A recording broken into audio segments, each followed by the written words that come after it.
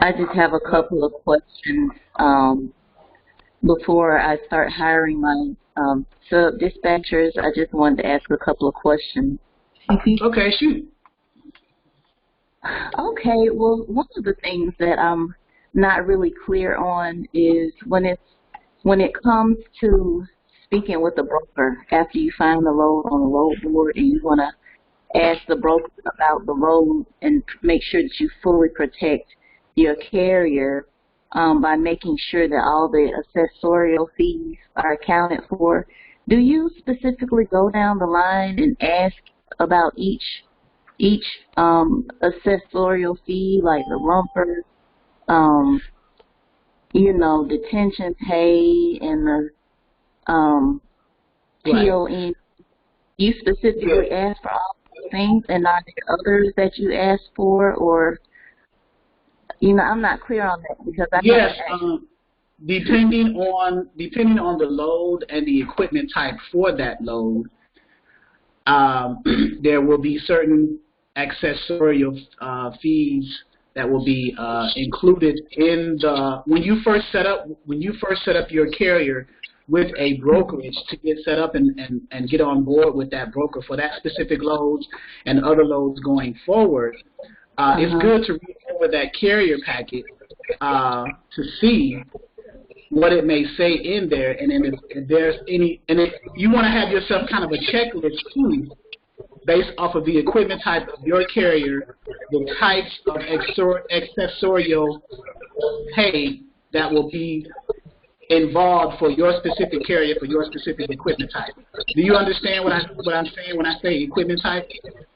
Yes, I do. Okay. But since I haven't booked a load yet, I don't know what specific equipment type would need what accessorial fees.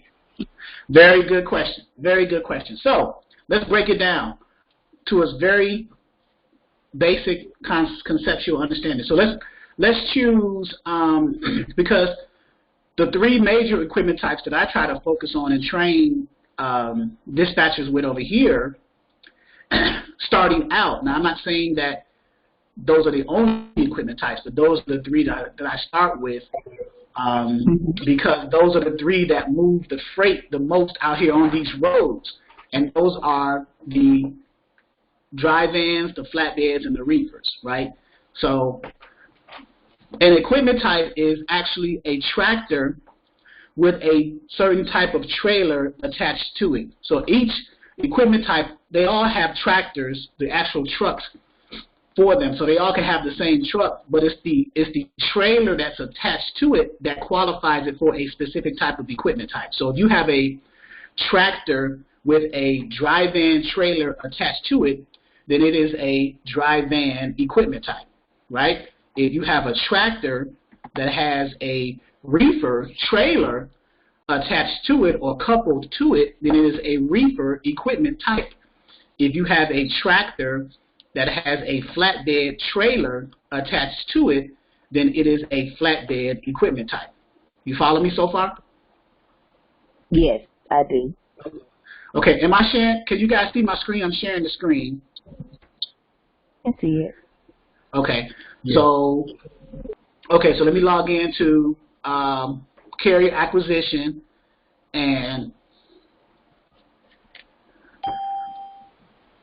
scroll down, and so the equipment types in carrier acquisition. So this is the dry van equipment type because it's a tractor and it's a dry van trailer attached to it. You don't see a tractor. This is a reefer trailer. So if you have a tractor attached to this, then this will be a reefer equipment type. And then this is a flatbed trailer, and you see the tractor attached to it. So those are the equipment types that we go after, right? Those are the three equipment types. Right. Let's see. So now when it comes to booking the loads with the broker and asking those for those accessorial questions, let's go. I'm gonna go into a Matter of fact, let's go on. Let's do it through the web portal. Forms and documents under Dispatcher 101. So if you were a member on this platform, you would have access to this back office information, but I'm going to show it to you so you can see it. In my back office, let's see, carrier packet. So let's open up the carrier packet and see if it talks about, this is a standard carrier packet, which is a broker. A carrier packet is what's called a broker-carrier agreement, because it's the agreement between the broker and the carrier or the owner-operator who's going to get set up with that brokerage to book loads for that broker, okay? Right. And some of the verbiage in the broker-carrier agreement or the carrier packet may have information about accessorial fees, and I'm trying to go down and see if this one does. So you have carrier responsibilities, you have broker responsibilities, as you can see here. So number one, carrier represents and warrants that, and then it goes into detail about the.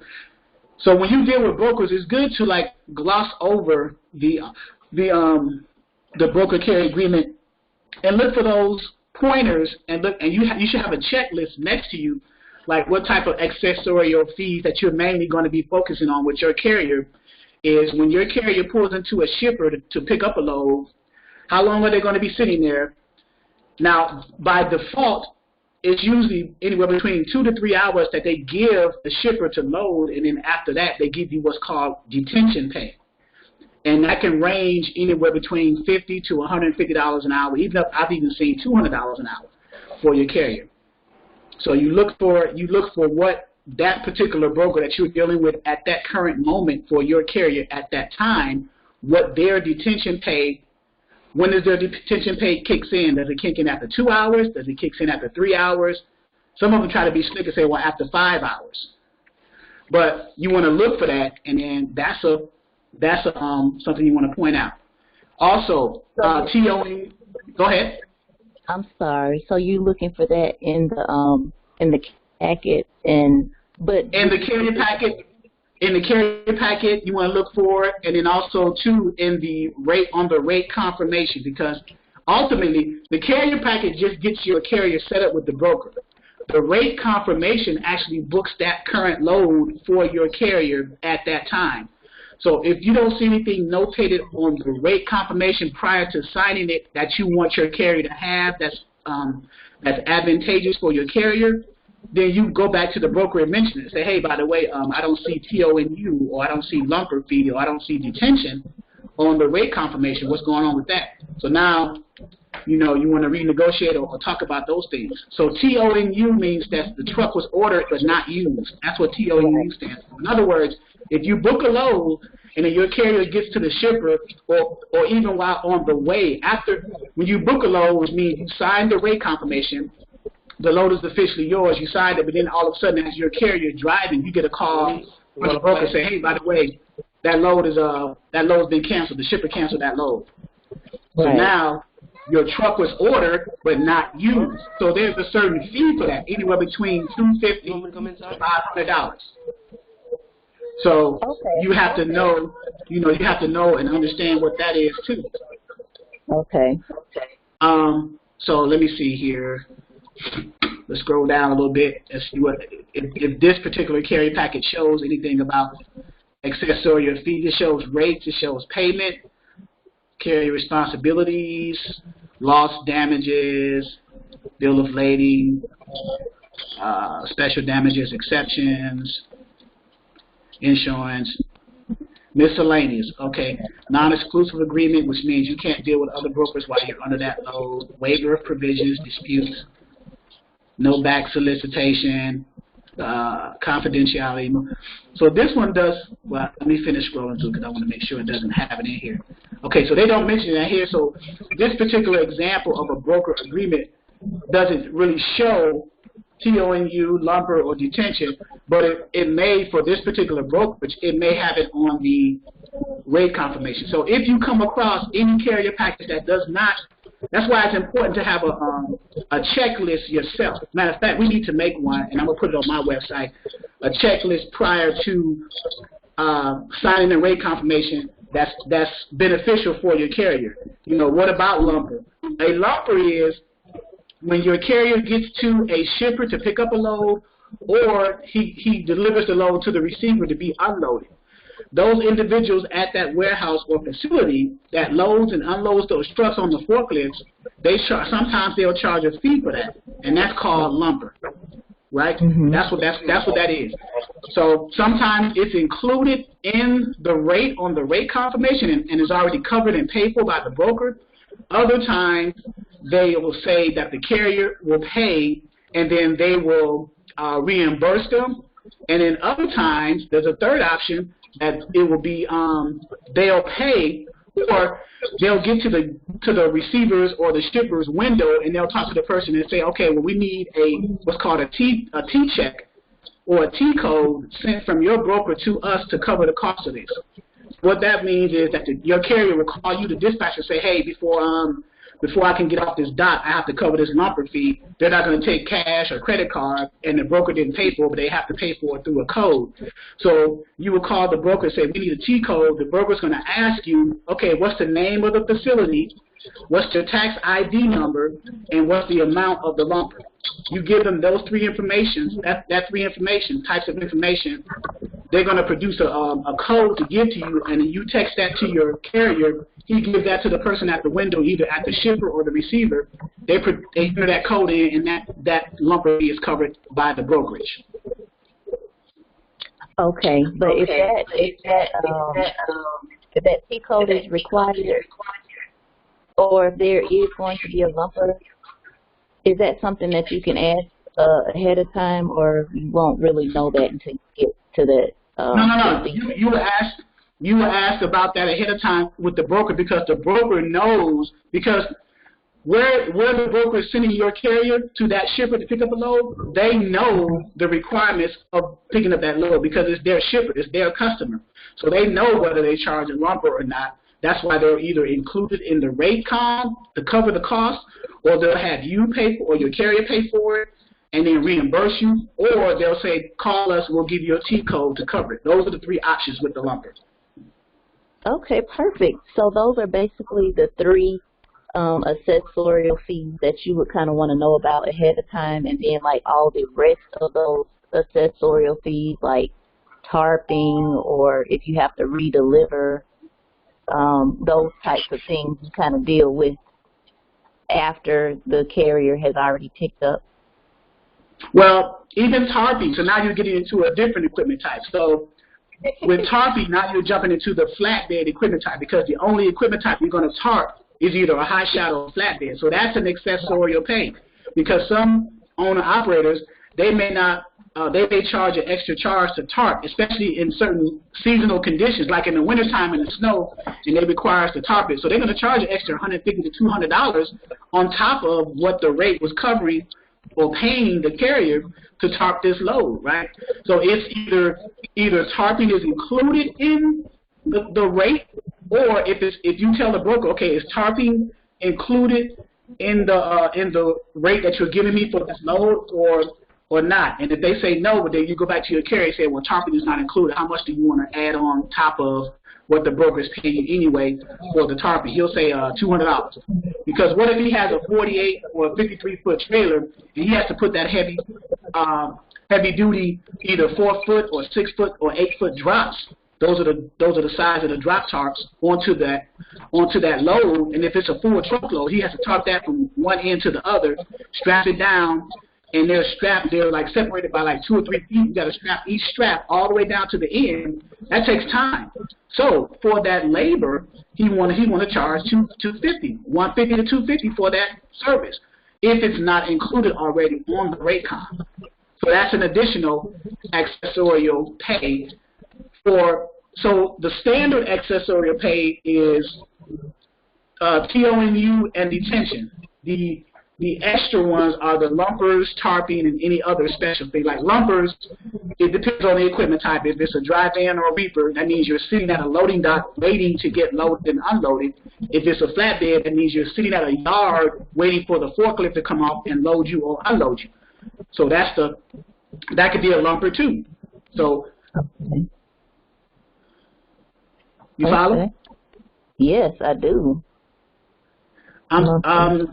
I'm shocked it wasn't explained this way to you. I don't think anybody has really asked about that. I mean, maybe the point that I am is a little bit different from where some of the other students are, so they haven't really gotten to this point where they're asking the questions at this moment in time. Well, when you get your first carrier and you book that first load, wouldn't you want to be as prepared for that as possible? Exactly, and that's why I'm asking right now, because I don't want to not know these types of things before I book the load. Right. Agreed. So, accessorial pay, but it's either on the carrier packet or what we call the broker carrier agreement, which is this right here. It's either on that or it's on the rate confirmation of the book load. So let's look at a rate confirmation. I got a sample one here and it may or may not show. Matter of fact, let's look at it. Let's look at a live one that I've done, that I've booked the load for one of my carriers, and see if it shows on the rate confirmations.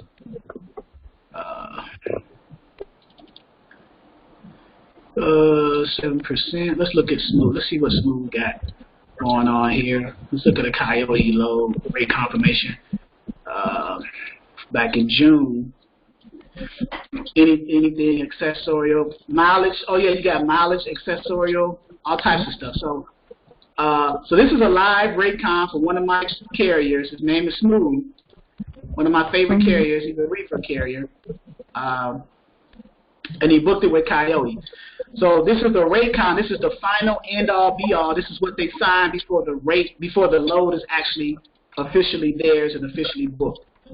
So some of the common things you're going to see on a rate con is where the load is picking up, who is it booked by, which is the broker or the broker agent, and then the requirements of the load. Like for reefers, for example, 53-foot reefer, does it need to be pre-cooled to a certain temperature? They're saying -10 continuous. So what does that mean? Continuous means when you get to that shipper with your reefer and they open that door and stick that temperature gauge in there, if it's not -10, they're not going to load your truck. So you would have to pull it off the loading dock. Now it doesn't take long for a reefer unit to get to -10, but you have to pull it off the loading dock and let somebody else get in. Pull it off the loading dock to the side of the yard, sometimes off their property, and then just turn your reefer unit up or down in this case to get it to that temperature, and then come back in and then start the process over again. But wouldn't it make sense as a carrier to have that prepared so all that time is not wasted? Right. Exactly. So. And then other things, let's see down here in the rate con, because this is a 13-page rate con. So right here, here's some notes.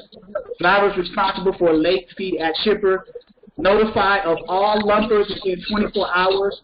Lumpers, $150 or more, need receipts sent in by fax. So you see those, they're special instructions. So here's a lumper special instruction. And then you got detention special instructions. Detention after 3 hours must notify Coyote at the 2.5-hour point. So certain rate cons have those accessorial terms in there. Lumpers, detention, TONU, things like that. So you have to, as a dispatcher, you have to look for those things.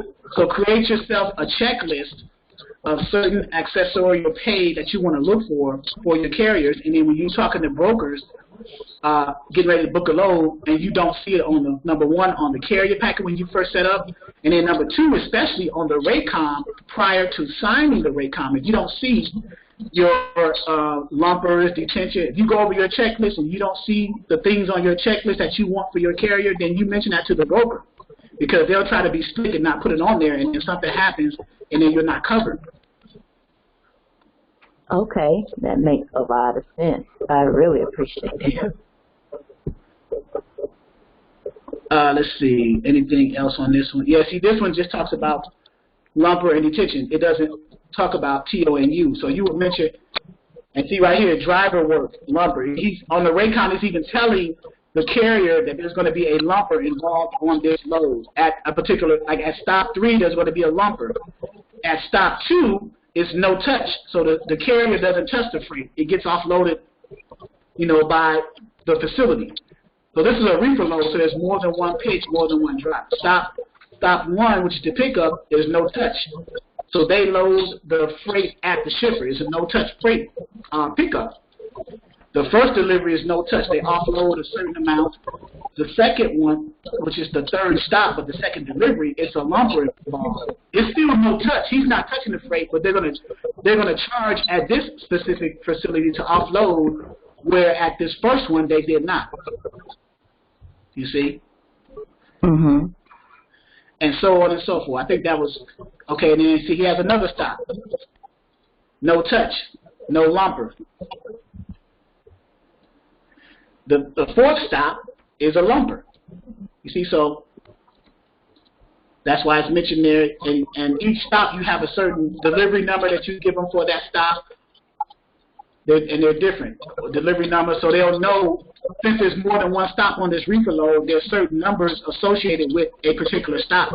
So you give them that number, and they offload only that freight, so you can have the other freight with the other numbers going to the other stops. So, and that was a $2,000 load, and so on and so forth. So the rest is just verbiage here. But it's good verbiage to see. You want to look at the terms and conditions. You want to see what's going on there. And then there's an appendix here. So just be mindful. Create yourself, as you book more and more loads, create yourself a checklist of the accessorial things that you need to look for. And then you will be more inclined to talk to the broker about those accessorial, depending on the equipment type. So like for dry vans and reefers, which are the trailer types instead of the flatbeds, you want to look at the TONUs, the detention, and the lumpers. For the flatbeds, you want to look at all of those, and then also tarping. So okay, lumper and tarping. Yeah, flatbeds you're dealing with. You may deal with TONU you're going to deal with TONU with all three, because there's a possibility for all three equipment types to pick up a load and then it get canceled later on. So you're going to deal with TONU with all three, right? So that's pretty standard. Right. You might deal with lumper mainly with the dry vans and the reefers. You're gonna deal with detention with all three, and then you're only going to deal with tarping on the flatbed. So on your checklist, you'll know what equipment type to associate with which accessorial pay category. You understand? Right. Yes, I do. Thank you so much. I do have another question about the accessorial fees. So now when us as the dispatchers, when we charge the brokers for these fees, once we invoice our carrier, are we excluding the accessorial fees from our bill, or are we going to include that in the total 10%? What I do is I exclude it, because when I booked the load was just for that particular amount that was posted, unless I negotiated higher. Then when the accessorial fees is included, I give that to the carrier. I'm not trying to take all the money from the carrier, so I give them that. I give them that, and it's like an honor. Yeah, they appreciate that too. So. Right, exactly. Now, so I'm doing my job to get them more money on the accessorial side, and I'm also doing my job to get me more money when I negotiate a higher rate to cover my 10%. So, but I do not include accessorial fees in my invoicing of the carrier. I don't personally. Now, you can. That's your choice. I just don't. Right. I didn't really think that would be something I would want to do. Unless it gets in, right. I'm not sure if it's standard or not. I haven't gone that deep with other dispatchers as far as what they include in their 10% or whatever percent they're charging for their dispatching fee. I just think, for me, it gets into the realm of greed, and I try to stay away from that. Right, exactly. Because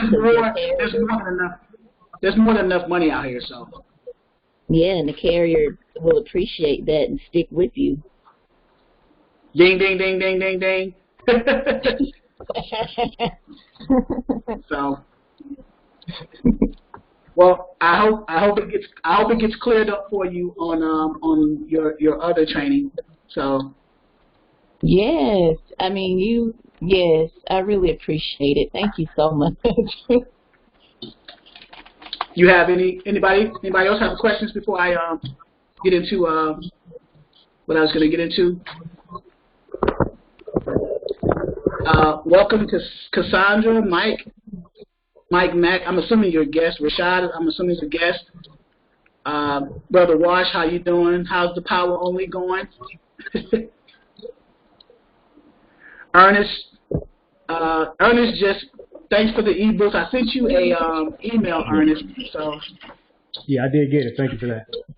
Okay. Yeah. Now, if you were to enroll in the platform, you would get all of that included for free. But I guess I'll say this: if you decide later on to enroll, just remind me that you already got the ebooks, and I'll deduct that price that you purchased the ebooks from the enrollment, and then send you a separate invoice. Gotcha. Okay. Yeah. That's actually my husband. Huh? Ernest is actually my husband. Oh, Ernest. Oh, you're married to Anonymous. Yeah, we try to tag team. Okay, also husband and wife team. Okay, so are you an owner operator? No. We're just gonna do dispatching. Just do dispatching. Yeah, good choice. It's a less expensive entry point into this industry, and then if you decide you want to do a trucking company later on, you can start a trucking company without a truck. You can get an MC, and then lease your MC to owner operators, and you charge them a certain percentage, and then go from there. Yeah, that's on our list for the future. Okay, very good. But All right, any other? Yes. I'm trying to wrap my head around the hours of service, because you got a 10-hour driving limit, right? Right. So with the hours of service, you have 24 hours in a day, right? So of those, you have 14 hours that you can be what's called on duty. 11 of which you can drive straight. You can drive 11 hours straight, and in 3 hours you got to either be at a loading dock or take a 30-minute break or whatever. So you have 14 hours on duty time, and then 10 hours you have to do what's called a reset to reset your hours back. So that's where the 24 hours in a day come from. 14 on duty, and within those 14 you could drive 11 straight. So now, if you can drive 11 straight, just think about it. If you're driving 65, 70 miles an hour with your truck, if you're on the interstate over the road, then you can pretty much, if you, let's say 65, and let's say you drive 10 hours straight of those 11, to get yourself a chance to get to loading docks and get unloaded. So you drive it. So that's 650 miles in a day. So if you do that 2 or 3 days, so it adds up. So you can pretty much get 12 or 13. The country's only what? From East Coast to West Coast is about 3,000 miles. So you figure you can get around in a significant amount of time, Yeah, I'm just trying to calculate all that with the loading and the unloading. Just make sure they're over. Right. So that's where the ELDs, the electronic logging devices, came into play now to keep track of that electronically, and requirement for the trucks to have ELDs in there now, because at some point when we were doing paper logs, we would do what's called cook the books. We would put ourselves as on duty or as in sleeper berth when we were really driving to kind of save our hours, so we were kind of cheating, in other words. But now you have to turn that ELD on, and it monitors it through the satellite uplink feed and in your truck, so it keeps track of it. And then every time you pull into a weigh station, it's going to click it to get weighed along with the truck and to see where you are and things like that. So the technology has advanced in such a way that there's no more cheating. Now, some people still try to go on the back end of that ELD and do certain things in the settings, but they may be getting away with it for a little bit of time, but at some point it's going to catch up to them, especially when you pull if you pull into a weigh station and a DOT officer is there to give you anywhere from a level 1 to a level 3 inspection, they're going to check your ELD log and ask to see, you know, your information, and then therein lies the trouble. So they could actually put you out. Go ahead. Okay. Can our carriers go into sleeper mode while they're waiting to be loaded or unloaded? They can go into not sleeper mode, because sleeper mode is technically you're doing your reset, but they can go into off duty, what's called off duty, or on duty but not driving. So there's different categories. You have on duty while driving, on duty not driving, off duty or in sleeper berth. You know, so there's different categories. So there's a gray area, but you don't want to try to trick the system because it'll come back to bite you. But while they're waiting to be loaded and unloaded, that's that extra 3 hours of that 11 hours in the 14-hour period that you can use to be loaded and unloaded, and then you can kind of play with those hours a little bit. So I've seen carriers.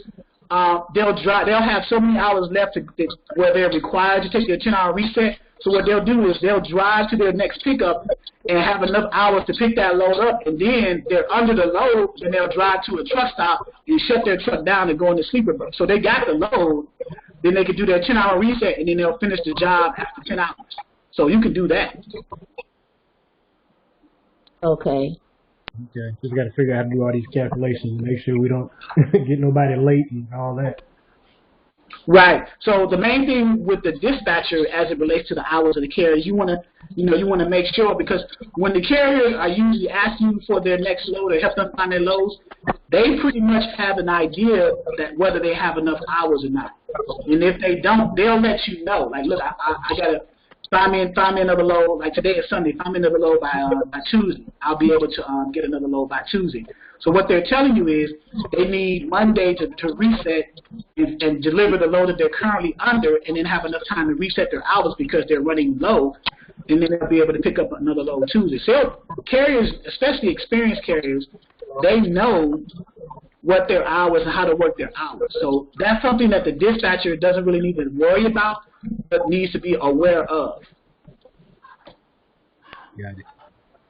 So we can specifically ask them, what time would you be available, or what time does your clock restart for you to get your next load? Right. Or how many hours? How many hours you got left? You got enough hours to at least pick this load up and then do your reset? You got enough hours for that? You know, say yes or no. If they're asking for their next load, then chances are they have enough hours. I can't imagine a carrier risking their livelihood picking up a load without having enough hours left over, and then they get stopped and they get put out of service. If you get put out of service while you're under somebody's load, that's a big no-no. So, because now you're out of service and you have their freight on your truck, and it's going to be late getting to where it needs to get to, and that's going to look bad all around the board for the carrier, for the broker, in the eyes of the shipper. So. Right, exactly. So you guys just started dispatching? We just signed up for Calvin October the 1st. Uh-oh. We plan on making calls this week. Huh? We plan on making calls to carriers this week. Okay, so what resources? So you're at the first stage where you call the carriers and try to get them to do a dispatcher agreement and profile. Right. Right. So what techniques are you using? What resources are you using to do that? We'll be using the script that Calvin gave us, and going on Truck Stop, and then to the Safer Web. We saw the video where you filled in for Calvin, and you were recommending going to Safer Web to check the carriers before we call. Right, because you don't want them to be, you don't want a carrier that's a part of that's an asset of a brokerage to sign up with a dispatch agreement with you. Because why? Because he's a part of a brokerage and you're calling a broker to book that load. So that's double brokering right here. Right. So that's something you try to avoid. There's a difference between double brokering and what's called co-brokering. Co-brokering is where you have one broker who has all the loads, and then you have another broker who is just asset-based, and they have all the equipment types, the trucks. So they come together to meet that need. But if you have two brokers that are mixed with both, they have loads and trucks over here, and they have loads and trucks over here, and they come together. Now you're matching those two together. That's double brokering. So, Okay. why are you guys not getting this? Why are you guys not getting this on the other? I'm no longer a part of RBBS. I appreciate the start with them. That's cool, but we kind of parted ways unfavorably. I'll leave it at that. But it's cool because a lot of people have been coming to me like, I wish I'd have known about you before I signed up. Well, I'm sorry, but you still can sign up. But I'm just saying, I used to give RBBS discount for RBBS members to sign up with me at like a discount. So I may consider, because I get a lot of people joining us, coming in as guests into this training, and they'll ask questions that either were not answered on the other platform or just for whatever reason. And I give information the same way. I just break everything down very, very minutely so everybody can understand it. Right. Yeah, there's a lot of detail. I mean, like, we're getting the basics of what to do, but when it comes to detailed things, like, you know, you kind of go into the certificate of insurance and the Right.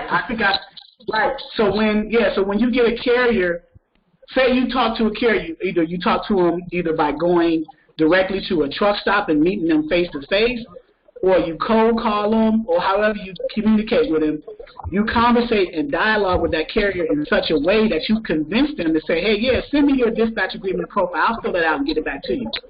You send them that, they send it back. But in my training, I also ask for 3, if not 4, other pieces of information that we're going to need, right? The W-9, the MC authority, and the certificate of insurance. And if the carrier has what's called a factoring company, then I also need the NOA form, which is the notice of assignment. So the question becomes, well, in addition to the profile and the dispatch agreement, why do you need those other forms? Well, here's the answer. If you're booking loads with brokers and shippers always ask for the W-9, the MC authority, and the certificate of insurance to book loads. So as a dispatcher, wouldn't it make sense to get all these documents from your potential carrier up front so you'll have them in your system, right? Right. Now, see, before I saw the video where you were doing the live training, I don't even think that had been touched on. So that made me feel, it made me feel like I wasn't really ready because there are details that go along with booking the load that I had not even heard of and knew nothing about. So what was those things that you didn't hear of and knew nothing about with booking the load? Well, basically what you just mentioned, you know, the notice of assignment and needing the insurance card and W-9. I didn't really know that. Right. So under forms and documents under my training here, I give you templates of what everything looks like. I give you everything that you're literally going to need to be prepared to successfully book a load. That's what I give you. So let's walk through the day in the life of a dispatcher from getting the carrier under an agreement to booking the load to invoicing the carrier and you getting paid. You cool with that? That's great. Okay, so the first thing we do, we'll call the carrier, right? And we'll ask them, matter of fact, let's do it live, right? I'm going to call the carrier live right now. Cool. So because I'm of the philosophy, I can show you better than I can tell you, right? So the first thing we do is you were trained or instructed into looking for carriers on Trucker's Path, and then going to the Safer website to kind of vet them out to make sure they're not part of a brokerage, and then call them to see if they want to have a dispatcher. Correct? Right, exactly. Okay, so let's go to Trucker's Path and the Safer website. And I'm going to give you an even better resource that I was going to provide for the training today anyway.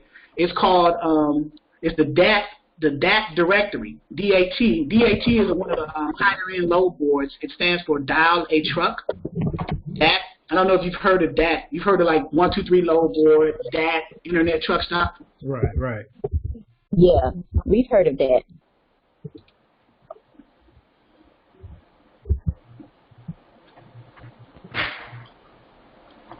Okay, let me mute. Mute. And let's see, I got. So I'm gonna mute.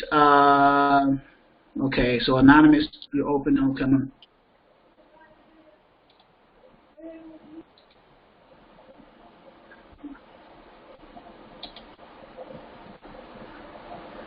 All right, so anonymous, you still on? Because I want to make sure I got everybody. I'm still there. Okay, keep my I just want to mute. I want to mute a few people that I'm not talking to and talk to you guys directly while I'm showing. So here is Trucker's Path, right?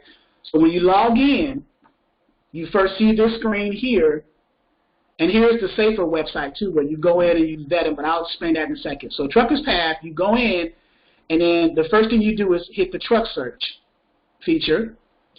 And I'm sure this has been explained, but it doesn't hurt to re-evaluate it, right? So this great area here is pretty much the search area. And you notice there's 256 carriers because I didn't filter the criteria yet. So I'm going to leave pickup as all states because I want my chances of getting a good carrier to be higher if I have all the states selected. Now, if you have a specific state that you want to target, then you select that specific state. Otherwise, you just leave it all states. So that's pretty standard. Equipment type, I'm going to check any to uncheck everything and then select, starting out, the 3 equipment types that we try to use first: flatbeds, dry-vans, and reefers. And then under the safety rating, I'm only going to select satisfactory. Why? Because I don't want a carrier who has a conditional or an unsatisfactory rating, because when the broker runs their MC authority, they're going to see that, and the likelihood of them getting a load decreases. Okay? Right. So then I hit search. So now this number should get smaller. 256 should decrease to something smaller because I'm only looking at the 3 equipment types whose safety rating is only satisfactory. So by default, this number should get smaller. And it did. So it's 148 who are either dry van, flatbed, or reefer, and all of their safety ratings are satisfactory.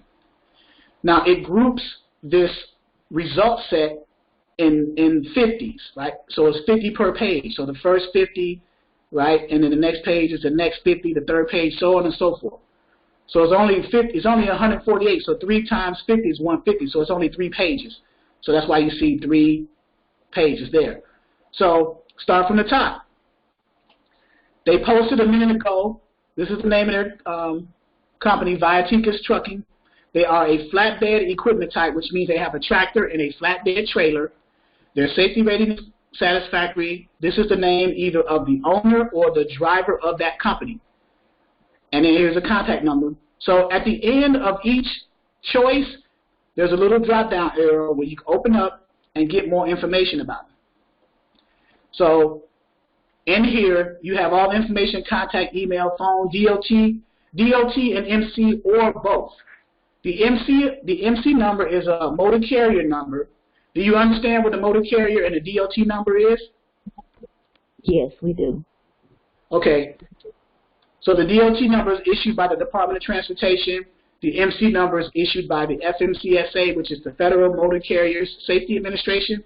There are, from what I know of, there are 4 types of MC authority numbers or MC authorities for carriers, owner-operators, truck drivers. Number 1, you have the common carrier MC authority type.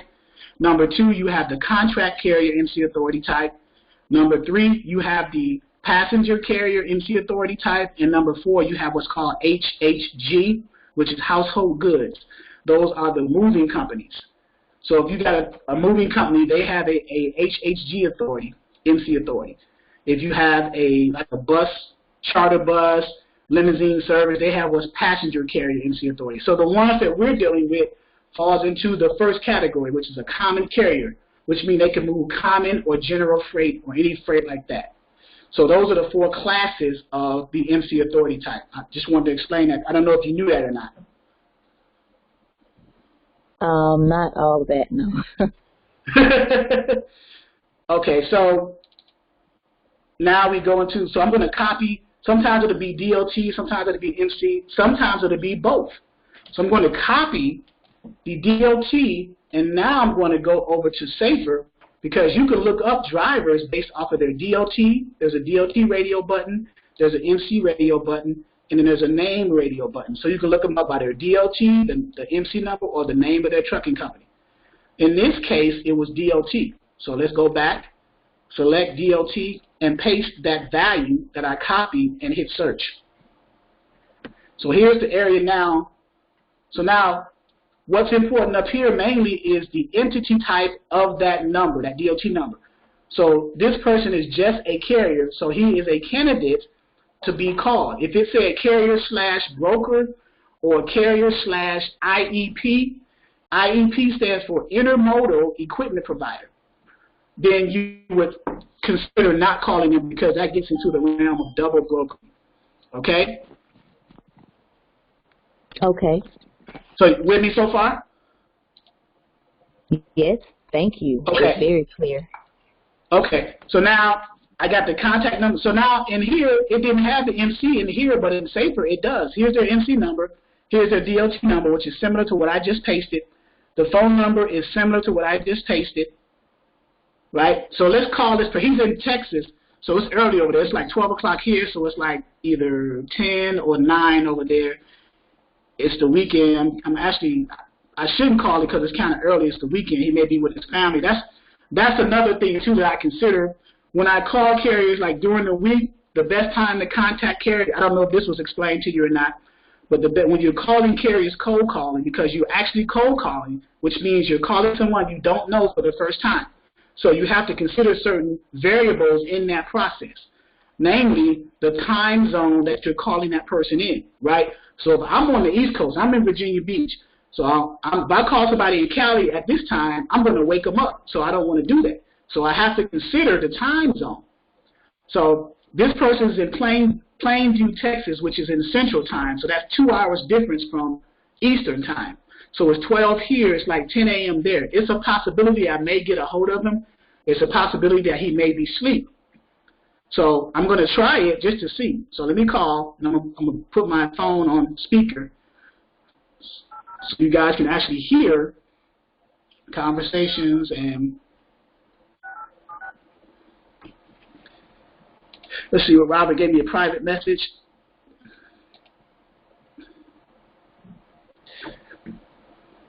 Oh yeah, Robert says explain the safety rating. The safety rating, before I call this guy, the safety rating under here, what qualifies a safety rating of satisfactory or conditional or unsatisfactory are these 5 subcategories, right?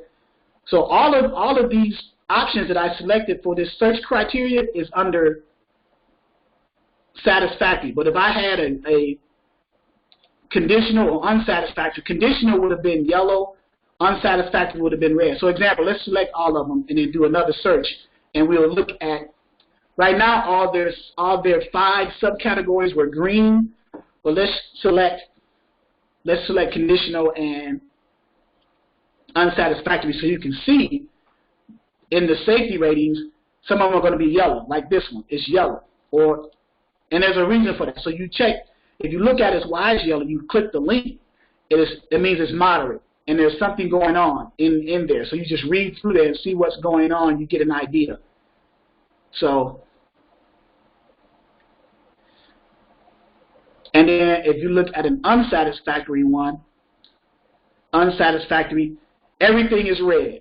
So why on earth would I select that as a potential driver to call a broker on and try to book a load if all of his subcategories under his safety rating are red? So let's go to his authority. Why is it red? It's an unacceptable authority for whatever reason. So you just authorized date, granted on, and there's a lot of, so he has a common, remember, common contracted authority, MC authority, so his common carrier authority is inactive. So that's why his authority safety rating is unsatisfactory. So he has an inactive, so I'm surprised he's even listed on this, well, he's listed on here because he has an account with Truckloads, Truckers Pass, so he can log in and put his truckers available, but when people see his rating, no one's, and why it's unsatisfactory, they're not going to call him. So he has an inactive MC authority. So he's not going to be able to book a load at all because he doesn't have the authority to move freight out here on the interstate. You see that? Yeah, so if we didn't check this, we'd be wasting our time calling, making a pitch.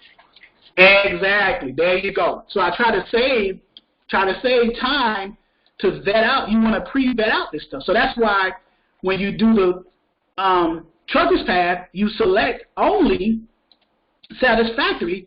That way you get a head start in a sense. That way you ain't got to worry about those 5 subcategories under the satisfactory rating because all of them are going to be green. So all of them are acceptable. You got acceptable, which is satisfactory.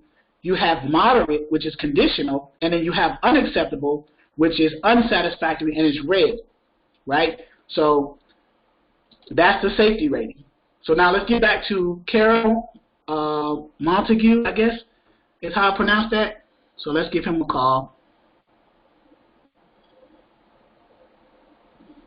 and see.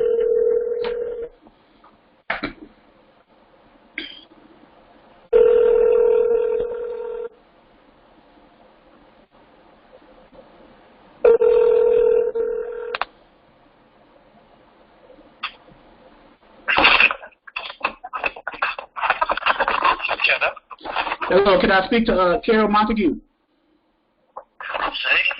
Hey, my name is Charles. I'm with Exodus Dispatch. I'm trying to see if you're under a load or looking for a load for your flatbed over there in Texas. No, sir. I'm not in Texas. I'm in Wyoming. Oh, you're up in Wyoming. So you're up in, is it snowing up there, man? No, sir, not yet, but they say come with it. It's supposed to. Hopefully I'll be out of here by then. So I do live in Texas. That's where I reside at. That's where the company's at. But so I'm not down there right now. I probably won't be down in Texas probably till around Thursday or Friday. Okay, so are you going to get loaded in Wyoming and then head out, or?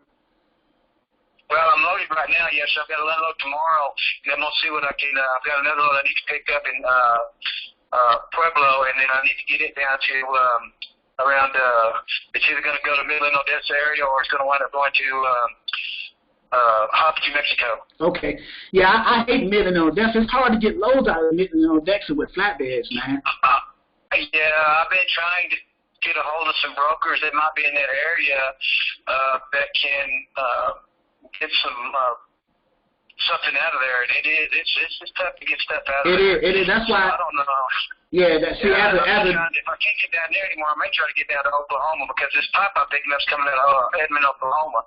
So I may have better luck trying to get back down that way versus back down toward Texas. Yeah. See, what we try to do, we try to send our guys to areas where we know we can get something out of, as opposed to sending you to like a dead zone. You know. What do you normally get for your per mile for your flat? Like, do you have a 48 or a 53 footer? It's a 48 102 air. 48 102 air. Axle. 48 102 spring. Split axle. Yeah, I got you. Yes, sir. So what do you normally get? So I don't have any tarps on here though. That's the only thing. I don't throw tarps. I dang near got hurt last year up here in Wyoming about a 40-mile-an-hour wind. Caught one of the tarps so I was holding on to it, and it dang near jerked my arms off. What you had? What were you doing? Like 6 foot, 8 foot drops? What were you doing at the time? No, I had 4 foot drops. 4 foots. What do you normally get cents per mile? Like no less than what? $2 a mile, $2.25, $2.50. What are you trying to get? I try to stay in that range, yes, sir. Okay. Now, I can, I'll drop down a little bit more sometimes to get, to get to a better rate someplace. I mean, that's not something that's in concrete for me. I try to balance everything out, but right now I'm doing pretty good. I mean, I work with a dispatch company, but I don't know how much longer I'll be there. Do you guys happen to be on that, who did you say you were with, sir? I'm with Exodus. This is my company, Exodus Dispatching Services. And I'm part of a large, I got a large network, but this is usually me. I got my own dispatching team. So what we try to do, we try to educate ourselves with our carriers to make sure we don't send them to areas that is going to be hell to get out of, like, for example, Odessa and Midland. And I know that because I've been through the experience of sending some of my carriers there and going through that experience. So I know from that experience not to send carriers there. So. Yeah, I got this, do you guys get on that, not advertiser, do y'all put loads on that, truckload board every now and then? I do not. I deal with brokers sometimes, but my thing is dealing directly with the shippers. So if I deal with the shippers, that means I'm cutting out the brokers and saving more money for you. More money is passing on to the carrier. You see what I'm saying? So. Yeah, absolutely, yeah. Mm-hmm. Yep. That's the goal right there. And I'm moving toward dedicated freight. So I'm just trying to get as much information from you as possible and see if I can help you in any way. I got your information off of, because I'm assuming you got an account with Truckers Path Truckload, so you're listed up there. But yes, sir. Mm-hmm. Yeah. But yeah, I've been driving since the spring of 1982. But I had my own authority. Started it back about. When did I start it? Back in September of 18 is when I actually got my own authority and everything started it. So. Okay, so prior to that, you were like a company driver. No, I'm not I'm an owner-operator. I own the truck and trailer. Well, I'm saying back in 82, were you a company driver starting out, or you? Oh, yes, sir. The fact, before I started this, back in the early 80s, when I did get my license, I was an owner-operator then, and then did that for a while, and then I went to working for other guys that had their own authority. I drove their trucks for them, and then I spent 16 years for Walmart Transportation. Oh yeah. So you know what you're doing, basically. Yes, sir. Yeah. So. Yeah, I have a pretty good idea. What's going on? Yes, sir. Okay, so do you factor your loads, or do you just deal with the rates of the brokers and try to get their payment process? Do you have a factor? No, I factor my loads with Love Solutions right now. Okay, Love is pretty decent. You got some decent ones out there. Love is pretty decent. So you're gonna be. Yeah. You're going to be empty in, you said in Pueblo on Tuesday? Well, it just depends. I'll probably be empty, and if I empty out anywhere, it's going to be, I'll load at Pueblo, and then I'll empty out down in either Midland, Odessa, or down in Hobbs, New Mexico. Usually I can get that used pipe and take it back over toward Edmond. There's a couple of companies that refurbish that pipe and stuff, and it pays fairly decent. It doesn't pay really, really good, but it covers quite a few expenses. In other words, I can get the pipe out of, usually DSV has pipe coming out of Midland, Odessa, going back over toward Edmond, pay $700 for 360 miles. That's not bad. 365 miles. That's not bad. No, that's not bad. And then this load that I got here from Edmond up to here, it's in the $2,000 range. Yeah, see, so because that's not bad because you're factoring in your fuel and what you take home. So what are you getting, like 6 miles to the gallon, 5 miles to the gallon, or? Right now I'm running about 6, depending on what I'm hauling and where I'm running. But usually on this run here, out of Edmond, Oklahoma, Guernsey, I got some hills and a few, not mountains, but I got some pretty good sized hills to pull and stuff like that. So right now I'm running anywhere from, on this one here, it's averaging anywhere from 6 to 6.5 miles to the gallon. Okay, so then so that tells you how many gallons you need based off the number of miles for that load, and you multiply that times the cost of the fuel. So now, so now you know what you got to pay for fuel, and you deduct that, so now you know what you're taking. Isn't it good to have a dispatcher who understands what the truck does? Yes, sir, absolutely, yeah. Yeah, you got it right. I factor all that stuff in there. In fact, on my system that I've got here, I've got my price per mile in there. I know what my breaking point is for my cost per mile. There you go. I add that into that system, and what it does is Right. it figures everything in there, and then it tells me exactly what it's going to cost me to run that road for that many miles. There you go. Anything over that's it's profit. So Yep. what I've got figuring a little bit better is my taxes. I didn't figure those in very well, so I'm kind of messed up on my cent per mile, but I got that kind of figured out now. So. Right. So now I'm trying to get my dispatchers trained up to understand exactly what you just said. So when we find lows, we factor all that in. So when we present to you, we're like, okay, we already know what your fuel is going to be, and then we can get that profit margin up for you. So if I can be at least considered by you to help find lows for you, would that be okay with you? Yeah, that'd be fine. Yeah, there's certain places I won't run. I mean, I've still got a 16-year-old at home that I'm trying to raise, and I'm raising him by myself. So, I don't get too far from home. I kind of have to balance everything out still. So I can't stay out long. I usually try to stay at about 2 weeks, and then I try to run a lot of pipe because that's what I have this trailer set up for. Right. I try to stay within those pipe lanes. And right now, Wyoming, the Dakotas, Oklahoma, Texas, all that stuff like that's pretty much running them. Now they're running some out to California and some out to Virginia in your area, but they're not wanting to pay anything. Especially going out to California, I think they're only paying. I don't even think it's $1.50 miles. Wow, and the terrible thing about California too, you got to get fuel out there. Fuel is crazy out there right now. Oh, last time I checked on fuel out there, I haven't checked lately, but about 2 months ago it was $4 a gallon. Yep, exactly. I just spoke to a carrier. He said, man, I wish I'd have got my fuel in Texas before coming out here. So it's like $4 a gallon. But that's what I do. A lot of times I shop my fuel.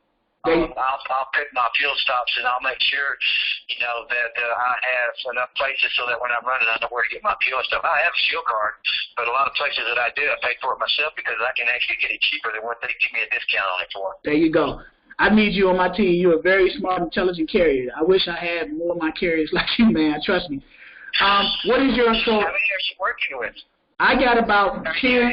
I got about 10 of them that I keep running steadily. A few of them are on dedicated runs, but they're like reefers and dry vans. I'm trying to build my flatbed. I'm trying to build my flatbed team up, and I'm trying to get commodities like maybe some pipes, I hate putting lumber on trucks on the flatbeds, whether it's a steel or aluminum flatbed or whether it's wood. I hate putting lumber on it because you got to deal with all that nonsense, dunnage, all that other crap. So I'm trying to do it with less. Yeah. Most of your wood too. Most of your wood wants 6-foot tarps on it. Right. Same thing with sheetrock. I won't always sheetrock either because they want 8-foot tarps on it. Right. I won't mess with it either. So I just heard you. I heard you mention that you don't do no tarps. We got to find you no tarp loads. That's the number one thing. No tarps. Yeah, I have. Yeah. And then. Tarps, none whatsoever. So how far you want to go up? The main thing is even if I had insurance and stuff like that, the thing with me is being an owner-operator and not having anybody drive this truck and still raising that grandson, I get hurt. I'm screwed. I don't care if I got insurance or not. The bottom line is nobody's going to drive his truck. Nobody's going to make the payments on it. All that kind of stuff. Nobody's going to make my house payment, any of that. So that's why I don't mess with them. It's just way too easy. It's cheaper for me to deadhead my truck, honestly, and still make a living and a fairly decent profit by deadheading this truck 200 miles or 300 miles and get a load. Right. Versus laying up in the hospital with a broken arm or a broken back. There you go. Understood. So the most you want to go up is like maybe 1,000 up and 1,000 back, or 500 up, 500 back, as far as miles. Well, it just depends. I mean, it depends. Right now, I'm kind of in an area where the load coming up pays 2,000. Over 2,000 coming up. I'm picking up some loads that are going back. Sometimes I can pick a load up in Wyoming and take it to the Denver area, to pay about $500 or $600. Well, then from there I can jump down to Pueblo. Pueblo's only 75 miles from Denver. Well, that load pays $1,000 going back down toward Midland and stuff. It pays it's about $2 a mile. There you go. It's a little over 500 miles back down in that area. So I kind of fill in that gap.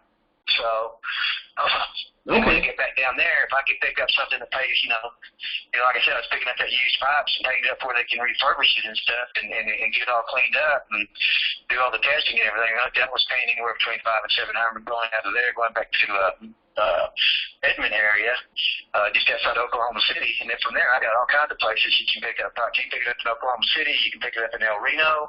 You can pick it up in Edmond. I mean, all that stuff is within about a 100-mile radius of each other. There you go. Within 100 miles. Some of it's it's even close to that. So probably about 50-mile radius is what, if you boil it right down to, because Edmonds just outside Oklahoma City about. I actually joined. El Reno is probably maybe 50 miles west of Oklahoma City on I-40. It's that. Yeah. Yeah. Okay. Well, I got your contact information, Carol, and an email here, BOMNTG89 at Outlook. Yes, sir. That's it.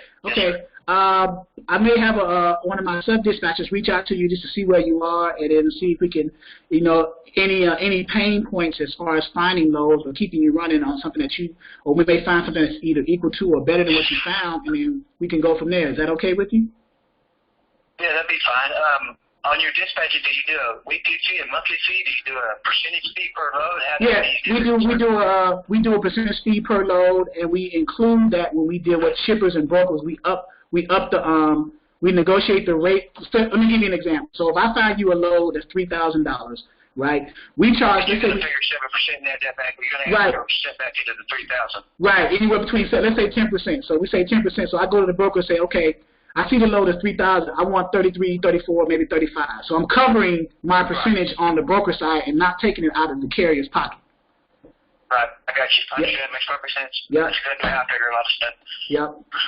So that's how I do it. Because I want to pull as much money back from the broker as possible because they're taking all the money. Sure. So. Yeah, absolutely.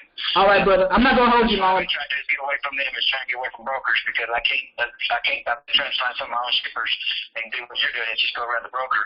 Some of them I'm fortunate enough to do that. Some of them actually approach me and I just give them a business card, but I don't approach them because my carrier agreement doesn't allow that. Right. So, but can you imagine if you could work that process through a dispatching company to get to that direct shipper? That'd be ideal. Right. Yeah. That's what I've been trying to kind of balance out because I was working one that was 7% every time. And what kind of percentage are you working on right now? 7, 10%? What do you we do 10 right now.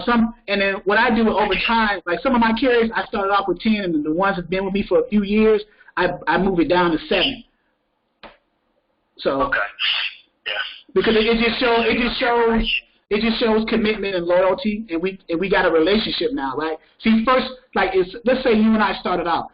We start off at 10%, and then we build that relationship up. We get to know each other, and then over time, it goes down to 7% because I'm finding you steady loads, and you're making more of the money, and I'm just making a percentage off of that. So over time, we build a relationship, which is what I want. I don't want to treat my carriers as a number. I want a relationship with the carriers because I know this is your livelihood. It's like it's my livelihood dispatching for you. So.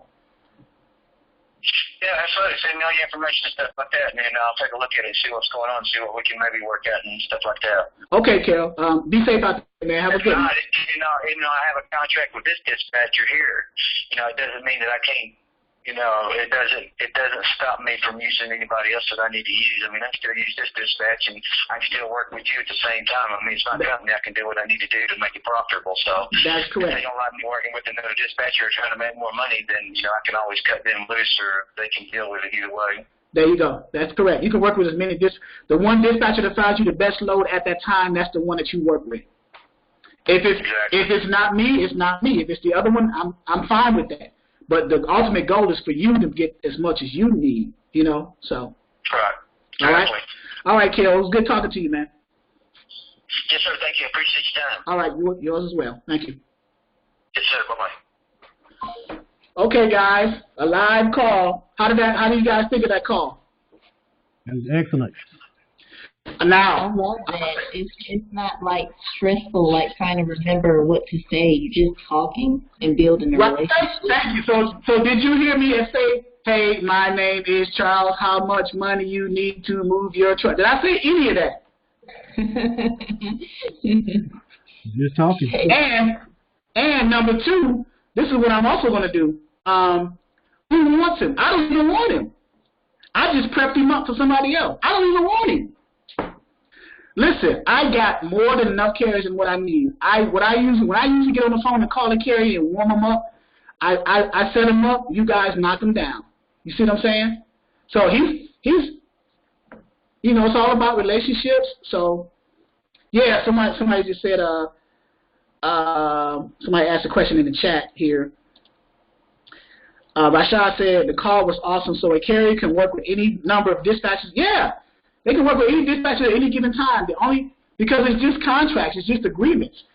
When they work with you as a dispatcher, it's because you found them that specific load at that specific time, and now you fall up under the auspices of that dispatch agreement. If that other dispatcher found them a better paying load, then he just falls up under that person's agreement and whatever percentage they pay on that side. That's it. It's a non-exclusive agreement. You're not exclusively to me.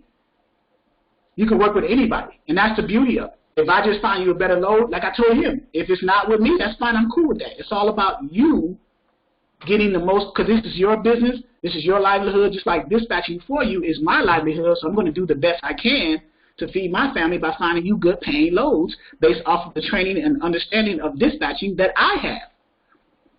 So, you see? Robert said, let's do another one. I really like that. That was great. It so makes now you this is stress off, like being nervous and stressed out about calling because you kind of remember what to say. You don't have to remember everything. You just, I mean, it's just genuine. I mean, it just flows, and you don't have to specifically remember certain wording. You just talk to them and be genuine about how you want to help. Yeah, I'm not a con artist. I'm not a con artist whatsoever. Script, what script? The script has been graduated into a well-flowed dialogue between me and the potential carrier. So I took the script and just put it into my words and just spewed it out to that carrier in such a way that, and it's also good that you understand the equipment type, because I was talking to him about his equipment type and things like that, and the more, and about his bottom line and his fuel, so the more you understand that. And I even told him, I said, isn't it good to have a dispatcher who understands your fuel costs and how to get you more money based off of knowing what your fuel cost is? Because I even asked him, you know, what's your miles per gallon on your truck? He said 6 to 6.5. I said, okay, so you take that, take the total miles, divide that to get you how many gallons you need, multiply that by the cost per gallon, so now you know what you're paying for fuel. He was like, yep, exactly. Now, as a dispatcher, if you know that and then your carrier sees that, then he says, okay, man, my dispatcher understands how much fuel I'm going to have to pay for this load, so when he calls me, he's already factored that in, and he has a good paying load where I cover my fuel and I still turn a profit. So now you're getting into like intermediate and advanced type of dispatching, but you're going to build to that. You're going to build to that. That takes time, but you're going to build to that. So. Well, thank you for showing us. Yep. Every training I try to give you more. That's how you want to be, natural conversation, building relationships. So yeah, so that's the first phase or the first stage of Dispatcher 101. You want to get to the carrier. He said send me your information, and we'll go from there. You see, Rashad said you were letting him know of your industry experience without saying I have 10 years experience. Yeah, I don't even tell him that. I don't tell him how many years of experience that I have. I let him know by explaining to him that I understand where he's coming from, whether it's in his fuel, whether it's in his cents per mile, whether knowing where he needs to go, things like that. By me talking to him that way, he'll say, okay, yeah, this guy knows, because he's been driving since '82. So I said, okay, well, let me throw some things at him and see what he knows. And I threw some stuff at him, and he said, okay, yeah. He kind of figured out that I knew what I knew. And we didn't have to say that directly if that was an indirect reading of each other. We read each other indirectly to know that we both knew what we were talking about, right? So. Yep. But, yeah, so that's how you want to lead up to your calls. Now, you may not be there now. You may have to use a script, but at least take your script and make it more personable if you can. You know, make it more personable, conversate with the guys. You know, break the ice. Once you break the ice, if you notice, I shut up. I let him talk, which is what you're supposed to do anyway. You want to let, because if you know, carriers like to talk, especially because they're out there on the road. Some of them are lonely, so if you can get a good conversation going with them, especially about their industry, and then you're providing a service that can help them, they're going to talk you to death. You're going to have to almost get off the phone with them. Like, look, I got to go. I got, you know, so. But yeah, hopefully this experience today was okay for you guys. Great. I mean, wonderful. Really wonderful. I do have a question about the fuel surcharge. When do you use a fuel surcharge? I'm just trying to understand that concept. The fuel surcharge is either included or not included in the rate on the rate con, and it's a percentage of the load, the mileage in the loads times the, like for example, let me go to, I think there's one in DAT. But the fuel surcharge is where companies either try to help you cover some of the cost of fuel, or it's included in the rate, in that on the rate con. That's essentially what the fuel surcharge is. Now, whether it's covered or not is up to you looking on the rate con to see that. And if we go back to one of the rate cons that I was looking at, let's see.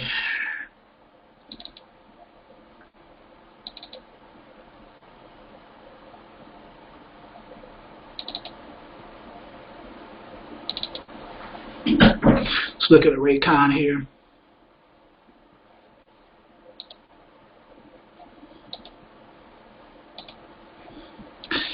And go down to the rate, like right here. If you see where it's a flat rate and then there's a fuel surcharge, so it's included in the total. So of the $12.50, $122.84 is fuel surcharge, and then $1,127.16 is the flat rate for this particular load, for a total of $12.50. So in this instance, on this particular rate confirmation, the fuel surcharge is 37 cents per mile included into that whole rate con total for that load. So that's just an example. So sometimes it will be on the rate con, but sometimes it's not? Correct. Correct. And that is when correct. It's not, when we see the rate con and we don't see the fuel surcharge on there, then we can, well, we're going to try to negotiate the rate up anyway, but we would Right. try to get it up some to account for the fuel. Right, or you can just ask the broker if you don't see it on the rate con when you first initially get the rate con to be signed to officially book that load, and you don't see a fuel surcharge on there. Then you just call the broker back, hey, what's up with the fuel surcharge? Is it included or not? And then you start that conversation.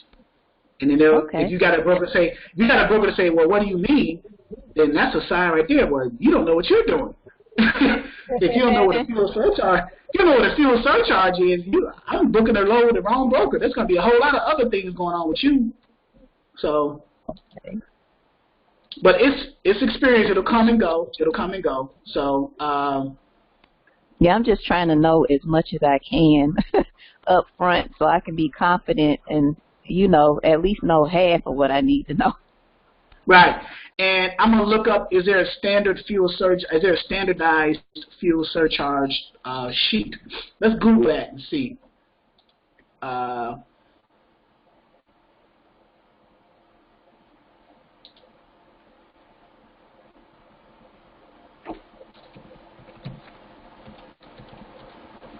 And you said you were going to show us something about that? Yeah, the DAT, here's a schedule of fuel surcharge. Here's a PDF. Okay, here we go. Fuel surcharge schedule based on DOE national averages weekly, Department of Energy. So based on the diesel fuel, the dollars per gallon. So I'm gonna look at this. I'm gonna look this over and see if this is something standardized that we can follow as it relates to the transportation industry. Robert says he has an old one. Robert, email me that old one, and I'll assess that one too, and consider putting it onto the website for those who are members. They can log in the back office and gain access to that. And the thing with that is, let me download this to my desktop just to have it right now, and call it fuel surcharge schedule. All right, put that down on the website, get out of that. So with that, let's go to DAT, Trucker's Edge. So this is another way of finding carriers and shippers. It's called the DAT directory, and it's in real time. And this is also a load board that I have on the back office platform. See my DAT login. I guess I got to upgrade my number of people who can log in at one time. But let's go here, click this, and then go to Tools, and then hit DAT directory. We can do a quick rate lookup. We can do DAT directory. So under here, you can do fuel tax. Let's go back to here. You can look at under Tools. You can look at different features. Find the truck service, DAT directory, which is what we're going to talk about now. Quick rate lookup, fuel tax, fuel optimization, factoring, report bad behavior either through a carrier or a broker. So, but right now we're going to go to the DAT directory. So here under DAT directory, you have different tabs. You have search directory, my office, manage, reputation, carrier watch. Under the search directory, you're going to have search new business partners. So you're going to click that, and now you have this search area. So I'm going to search by the company type. I can either search carriers, brokers, shippers. We want to look for new carriers, right? What city are you guys in, Anonymous? Atlanta. So you're in Georgia. So let's look for carriers in the state of Georgia. We can look for the state of Georgia, and we can say Atlanta within a certain radius. I spelled Atlanta wrong. Atlanta. Atlanta. And then within a certain radius of Atlanta, let's say a 100-mile radius of Atlanta, so it's going to probably spill over into South Carolina, maybe over into the next neighboring state down to Florida. And then we just hit search. So now it's searching. So now you search result of more than 500 matches, 500 carriers, 500 companies within the 100-mile radius of Atlanta, right? So let's look at this 123 Garvey Transport. Here's their MC, here's their DOT. Now if you click there, it's going to open up and provide details about 123 Garvey Transport, right? Company type, owner, operator, here's their preliminary, here's their office information, so you can contact them, office phone, so on and so forth. So if you scroll down, here's their general information. There are one owner, one driver, one power unit. A power unit is the tractor, the truck that they're driving. Here's their DOT information, MC information, commodities that they haul, general freight, fresh produce, and refrigerated food. So based off of the type of commodity that they haul, what type of equipment type do you think that they have? A reefer. There you go. So that's how you can tell. So now you scroll down a little further for some more information. Minority, they're a minority company, African American. They have two 53-foot vans also, in addition to the reefer. Air ride, vented vans, 2 power unit, 1 operator. So there's a lot of information for this one carrier here. And the states that they haul, here's the operating states that they haul in. This is where they go, things like that. So all of this information will be for the one carrier. If you click this one, it's the same information, it's just for a different company.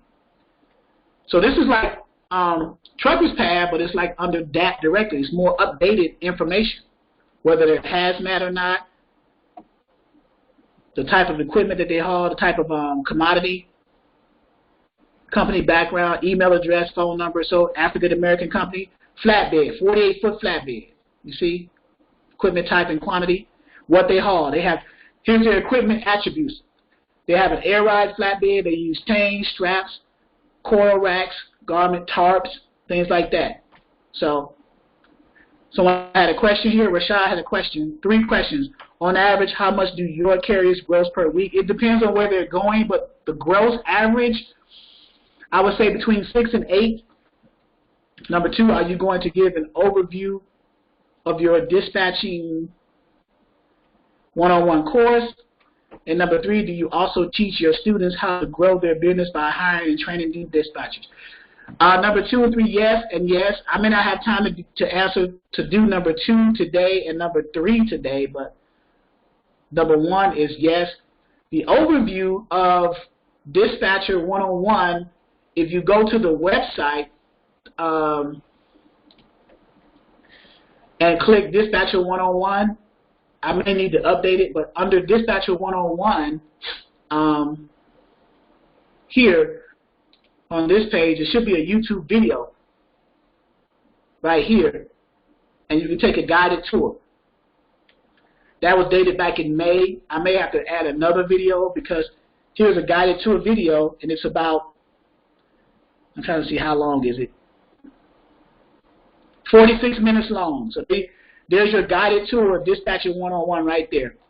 And you don't need a login to go to that particular page to get a guided tour of the platform. Okay? So now, back to DAT directory. So here it is for dispatchers trying to find carriers. Here's 500 carriers just in the Atlanta 100-mile radius area. So let's open up my map here. And so these would be more updated than like direct freight. Oh, definitely. Direct freight is, I don't want to say it's outdated, but I would say that is more updated. Right. So here's the map. Let me expand it a little bit. So here's Atlanta. So a 100-mile radius is about right here. So it's probably going to touch Tennessee. It's going to touch Alabama, touch South Carolina, maybe even North Carolina, 100-mile radius. And I don't think it's going to touch Florida. 100 miles south. That's about Macon, Dublin. How far is Macon from Atlanta? How many? 90. 90 there. So it might touch Macon. So it's not going to get to Florida. But what you can do, if you want more carriers, you can just expand the search criteria to not just say 100 miles, but 200 miles. But you got 500. That's enough to start with right there. 500. You think 500 is enough carriers to start with? Can you give us a general idea of about how many carriers will you actually be able to close when you call? Say, we were thinking about calling maybe 30 carriers each per day. About how many of them should we be able to sign on? Average. Well, it depends on how many of them are motivated enough. A carrier is going to send back their dispatch agreement and profile if they're really interested in your service. So it doesn't matter how many you send out, agreements you send out, it matters how many gets returned. Like with this guy here, he's fresh and warm. Now I could easily send him a link to my website because I got my form is online now. My dispatch agreement and profile, I have an online form right here under carrier services, the dispatch agreement and the profile, right? So here's my dispatch agreement online form right here, and it's simple. You just fill it out, put your information in, sign it, your name, and then hit submit. I'm gonna clear that.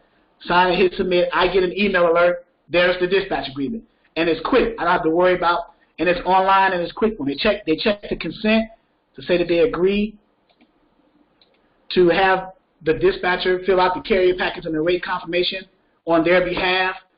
Fill it out, and then the same with the profile. It's an online form. They answer the profile questions, equipment type, weight limitation, how much money you need to move your truck. In other words, what is the least cents per mile you are willing to accept per load. Carol, who's the guy I spoke to just then, he said, what, $2, $2.50? And then what other information, any special instructions, and then again, you sign it, I'll clear it, hit submit. That's it for me. That's all I need for dispatch agreement and profile. And then back to the dispatcher agreement one, I have on my online form, you guys will get to that point eventually.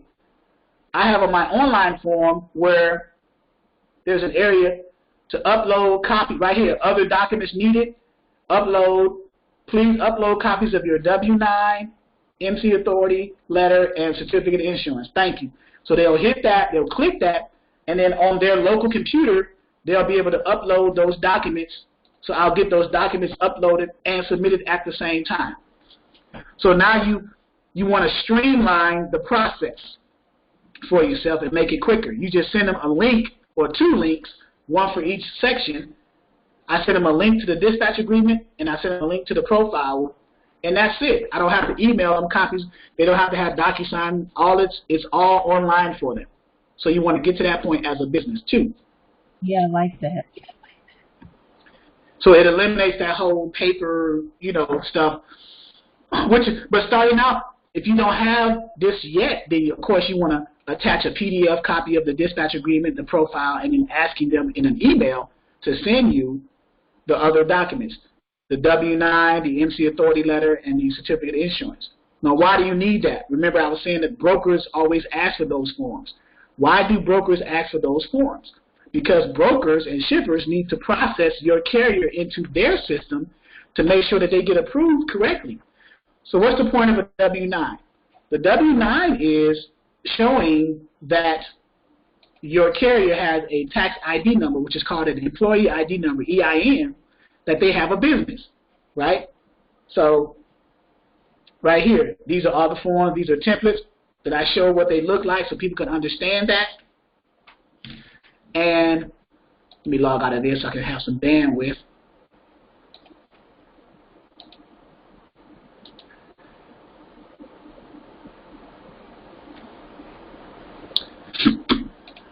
So here's the W-9. So the carrier is going to have their information in, the carrier name, the DBA name, ABC Trucking.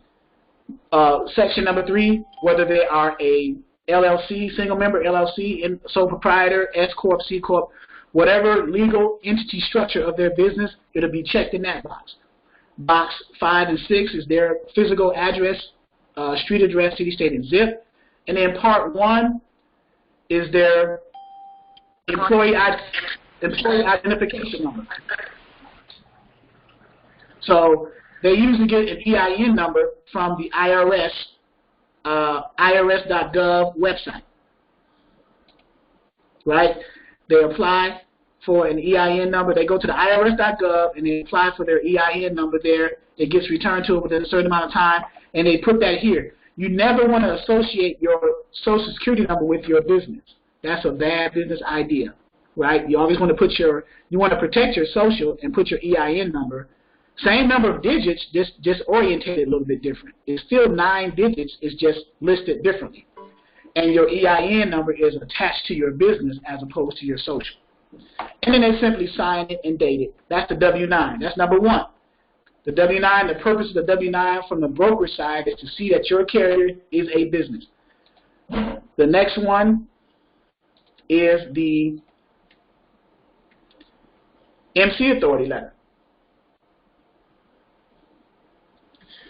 The MC authority letter is the broker wants to see that the FMCSA or the Federal Motor Carriers Safety Administration has authorized your carrier to have an MC number to move freight either within their state or within all the states. So either intrastate or interstate.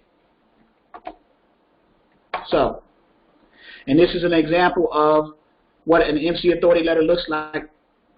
So it has their MC and DOT number there, the date that they got it, their service date, when they became, what that means is when they became active is their service date. And then the type, common carrier. Remember I was saying the 4 types, common carrier, contracted carrier, passenger carrier, or HHG. The ones that you're going to be dealing with mostly are the common carrier types. So that's the MC authority. That's number 2. Number 3, the certificate of insurance. So the certificate of insurance shows that the broker, that your company or your carrier who you're dispatching for has at least cargo and liability.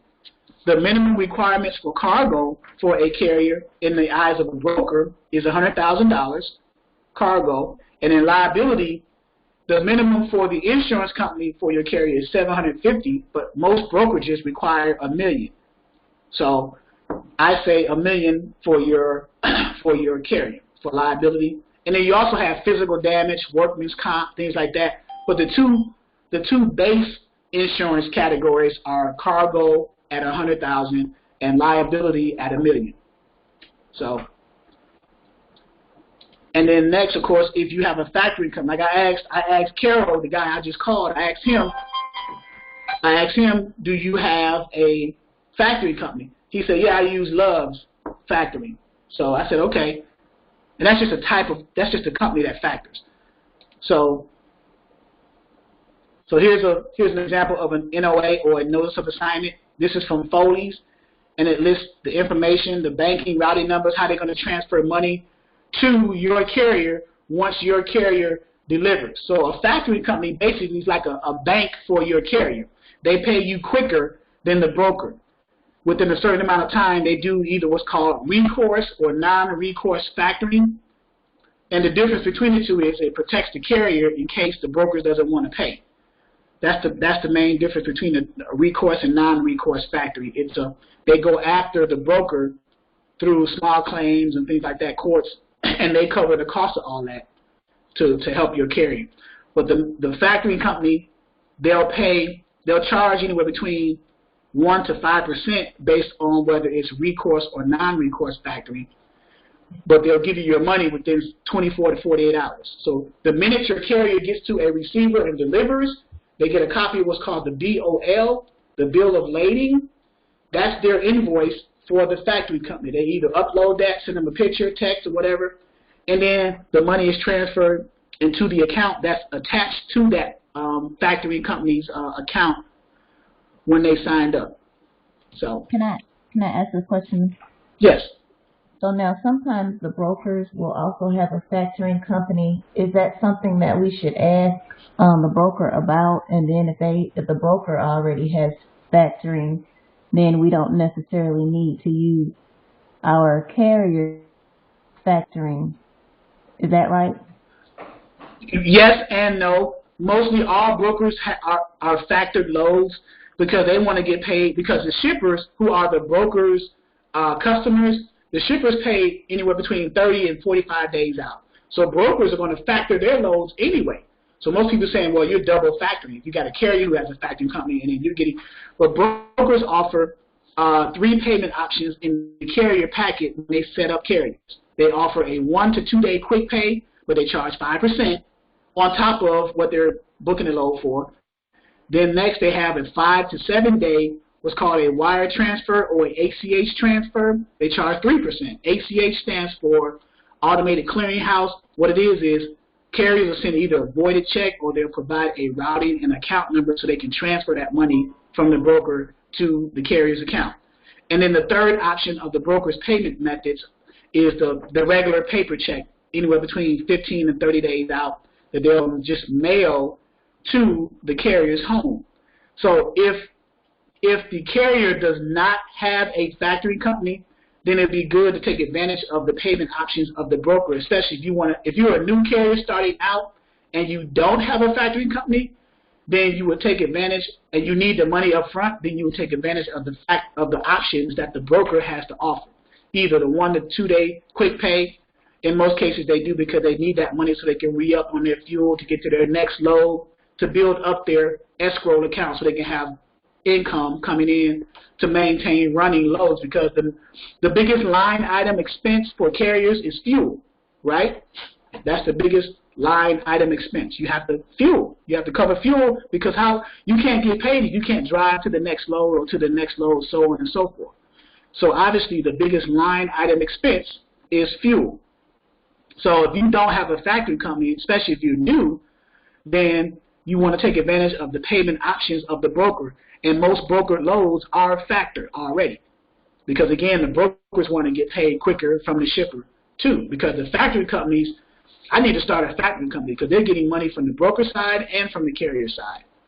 So can you go over again how much the percentages are that the broker will charge for the different options? There's 3 payment options. There's quick pay, which is 1 to 2 days, or 24 to 48 hours, usually 24. They charge up to 5% for that. There is the ACH transfer, where you need a voided check, or you just provide in the carrier packet when you're filling it out, you provide a routing number and an account number, whether it's checking or savings, where you want to send the money to. That's 5 to 7 days, and that's 3%. And then there's at 0% the regular paper check that's mailed to your residence, to the carrier's home address, and that's 15 to 30 days out that they wait for that. So if a carrier is on the road like 2 weeks, a month, they're not going to wait 15 days. They need their money into their account so they can continue to buy fuel to get to their next load. So they're going to either choose the 5 to 7 or the 24-hour. And that's if they do not have a factory company. If they do have a factory company, and if it's more advantageous for them to take advantage of the rates of their factory company, which is like 1% to 5%, depending on if it's recourse or non-recourse factory, then they would take advantage of that and just get their loads factored through their factory company, because there are other advantages to having your own factory company too. They provide you fuel cards, they provide you roadside assistance, all these other things that's involved in that too. So the carrier say, well, I got a good factory company, I'm not going to use the broker's factory company. That's when they provide the NOA form to the broker, and then the broker fills that NOA form out, get it back to the dispatcher to get to their carrier so they can send to the factory company. And then the factory company takes the NOA form and looks up the broker to kind of vet the broker out. And if there's any red flags on the broker side that the factory company found, they're going to let the carrier know, like, hey, we found some things you may not want to consider dealing with this person. They've been known not to pay on time, or they, there's certain discrepancies and things like that. That's another advantage of having a factory company for the carrier. It's like a safety net for them. So when you first sign on with that broker, that's when you're getting the NOA filled out, and you'll know up front not to even bother with that broker. Right. If your carrier's factory company requires, some of them don't require until they deliver a load. They say, well, just send. Some carriers, factory companies, don't even need you to send an NOA form. All they got to do is just see a picture of the BOL, and that's enough for them to pay the carrier quicker through the factory company. Others want to, like, again, it depends on if you have recourse and non-recourse types of factory. They'll say, okay, send us the NOA. We want to see what type of broker it is so we can kind of make sure that we're protecting you, our customer, the carrier, from bad brokers. So, because believe it or not, they're out there. So,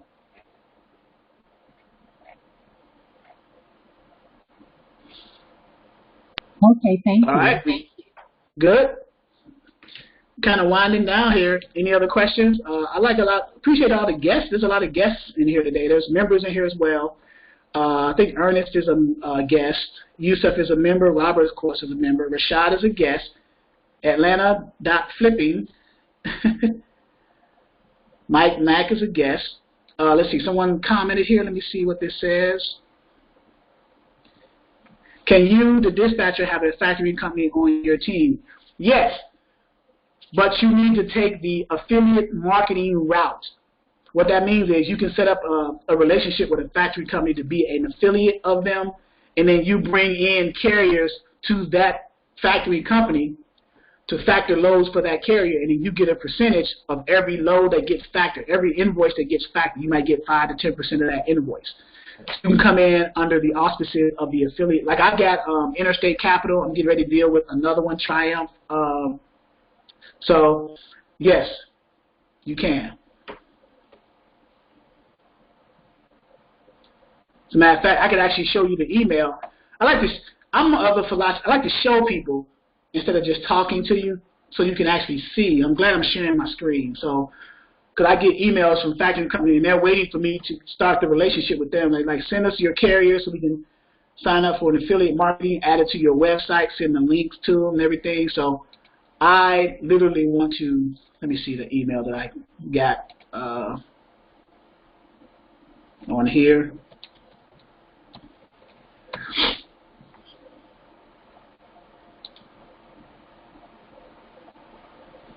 Here we go, right here, Vanessa Lee. Convoy Capital. That's a factory company. She sent me another one. She sent me like 3 or 4 emails because she's waiting for me. So that's a factory company. See? So factory company. Happy Friday. Hope this finds you well. Just want to do a quick follow-up. Did you receive my email a few days ago? See, I haven't even had time to look at it. I want to see if you had any questions. Tried to call you, but only got voicemails, of course, because I'm very busy. Looking forward to hearing from you. Know someone that needs factoring, send them my way, and you will get $250 for each referral after they have funded. So in other words, if I send a carrier to them and they get funded and get factoring through them, I get $250 for that referral. So if I can send 10, so you can make money alone off of just factoring. Affiliate, that's called affiliate marketing. So I can send 10 carriers who needs a factoring company, and all 10 carriers gets funding from that factoring company. That's $2,500 coming to me right there. And that's just another revenue stream, right? That's just another revenue stream. So while you're dispatching, hold out for the percentage, though, right? Say again. It'd be best to hold out for the percentage. That way you get a cut to every load. There you go. So now, by you even saying that, so now you're bringing in, that's an entrepreneurial mindset right there. So now you see what I'm saying? So you're dispatching your carrier, you're getting your percentage for that, and then you say your carrier or carriers don't have a factory company. They're always been using the broker's payment methods, those 3 payment methods, but they're not happy with it.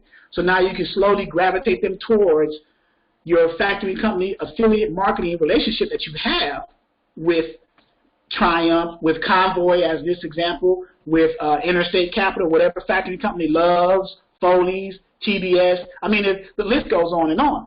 And they all have affiliate marketing opportunities because they want as many carriers factoring those for them because they're making money. So they're providing opportunities outside of what they normally do, which is an unconventional way of doing it, affiliate marketing, for now dispatchers and whoever else can bring them business. They're going to give you referral fees. They're going to give you percentages of the loads, however you decide to do it.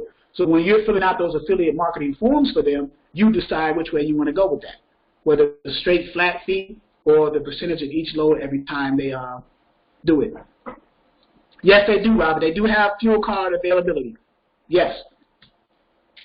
You're talking about the email I just showed you, the Convoy Capital? I think most other factoring companies now, that's becoming a more standardized feature to have the fuel card because it's just a fuel card that you're going to use against the money that you're going to get from the factored load. They're just going to deduct it's almost like a fuel advance, right? You need some money for fuel, you charge the card, and then when you get paid, they'll just take their cut out what you used earlier for the fuel and then just give you the rest because you needed that fuel right then and there. So it's kind of like an advance, a fuel advance. I believe as of October, Interstate Capital has merged with Triumph. Yes, they are. Yeah. I think they've been a triumphant company, Interstate Capital, Wash. I think they have because when I used to talk to, and I still do, Whitney, she's still with them. I still got her emails. I think they are because I see in their logos, Interstate Capital, and then there's a little caveat under it. It says a triumphant company. So therein lies the merger.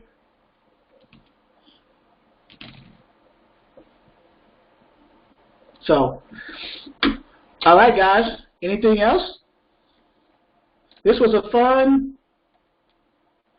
trade. So who wants nobody wants a carrier? I got a carrier just laying out in the open in limbo. The guy just called. You know what? I may call him and send him. Yeah, we want them. He says, Robert says, can Wash come on? Oh, someone, hey, Wash, can you unmute yourself? Robert, you had a question for Wash? Hello, how are you? Yes. Robert said, can Wash come on? I don't know if Robert had a question for you or not. Sure, how's it going, Robert?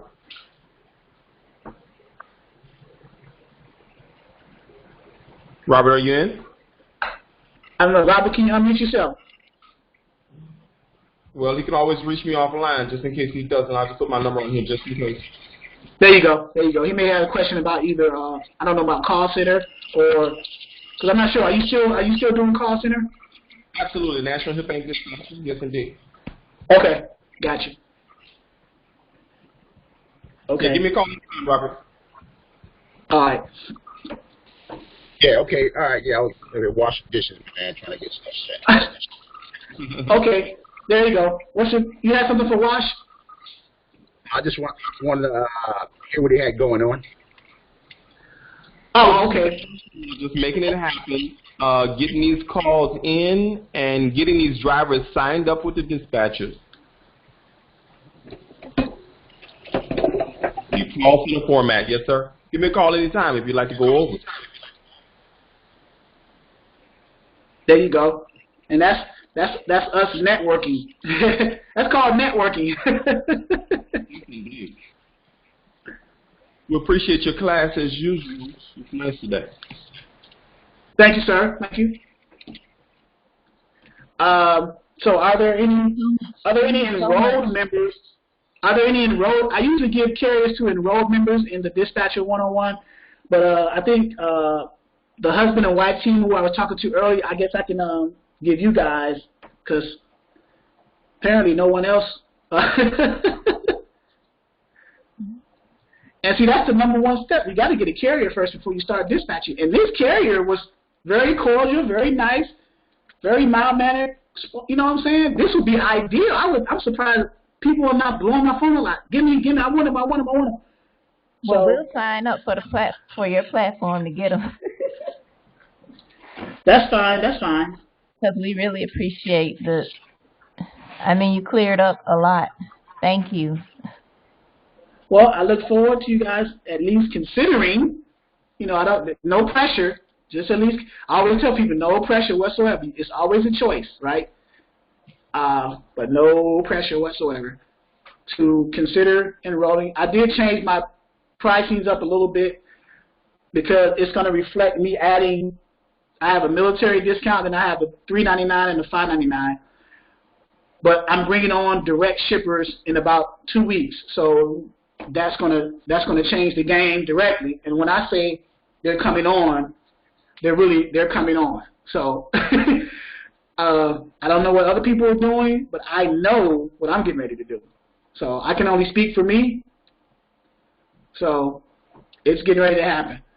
And direct shippers coming from freight forwarders. So this is about to I don't want to say revolutionize, but it's going to change some things. Well, that sounds good, and congratulations. Yeah, I just opened I've been working.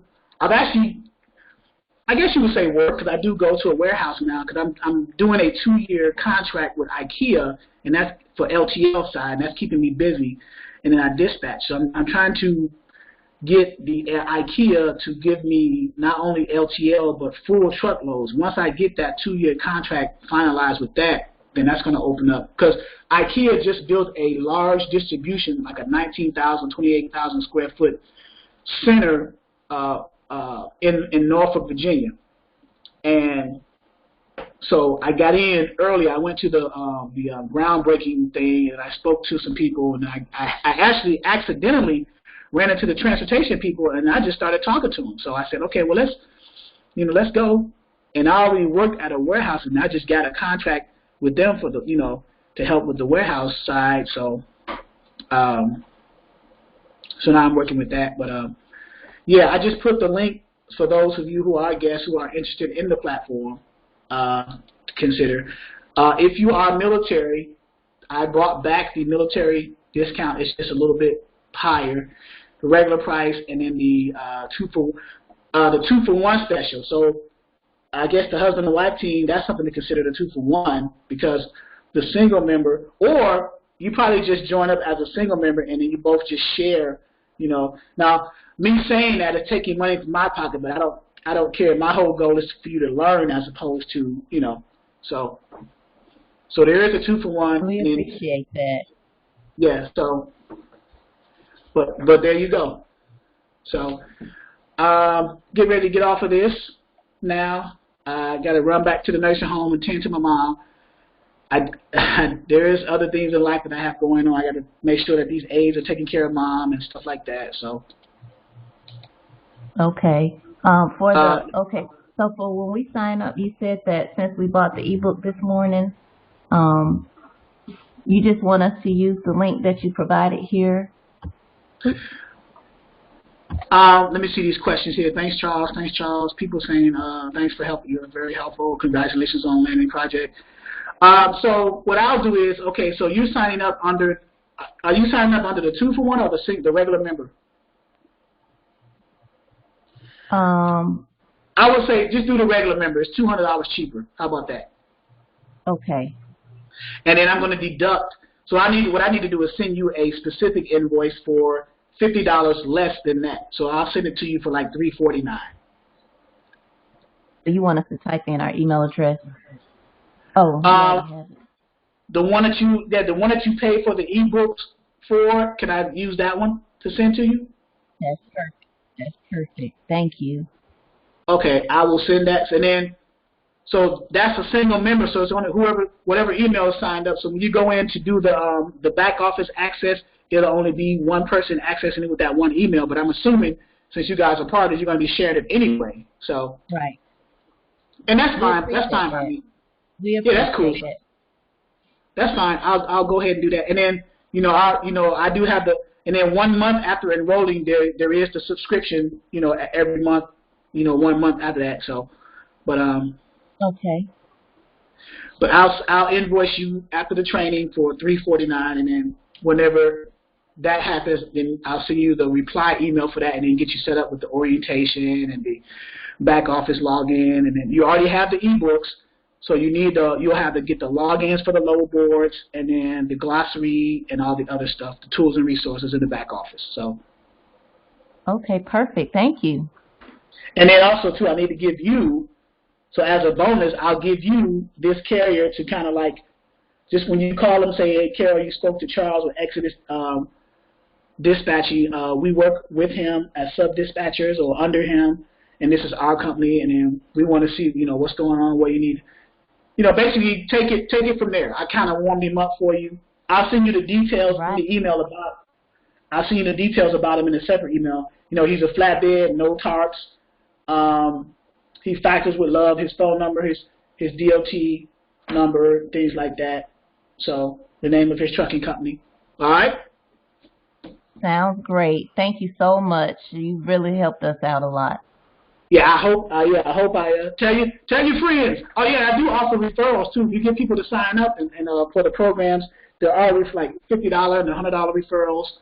So that's another way. I need to change my referral numbers because I changed my pricing numbers. So I think it's $50 for the regular referral for the regular sign up, $100 for the 2-for-1, and I think it's like $25 for the military sign up. So okay, definitely I'll do that.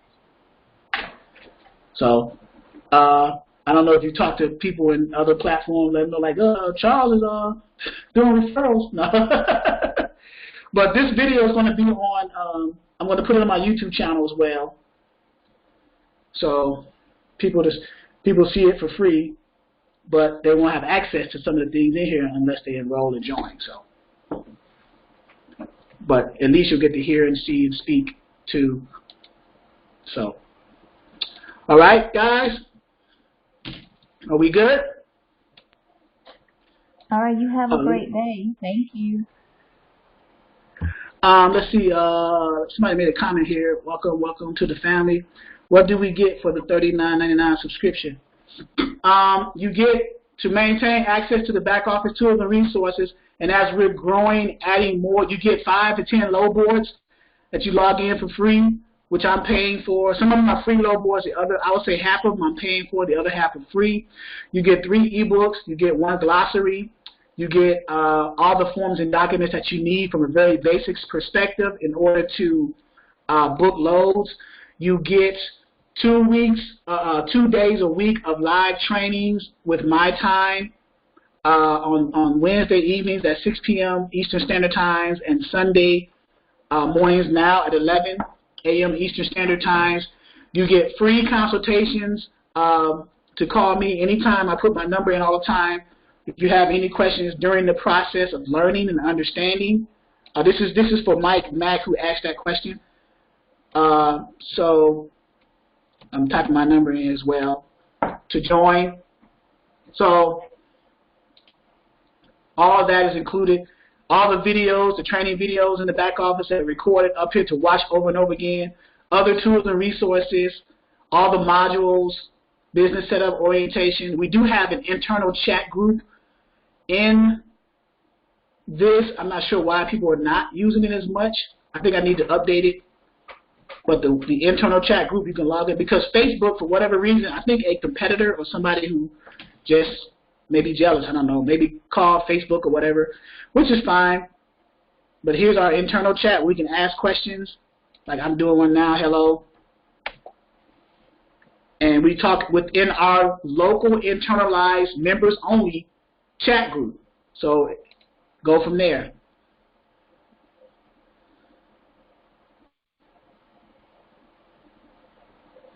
And then watch it, that's a lot. Okay, update with an upgrade. Okay, I will do that, Robert. I guess you're talking about the chat. Yeah, I need to look at that. I got to find some time to look at that, to update that.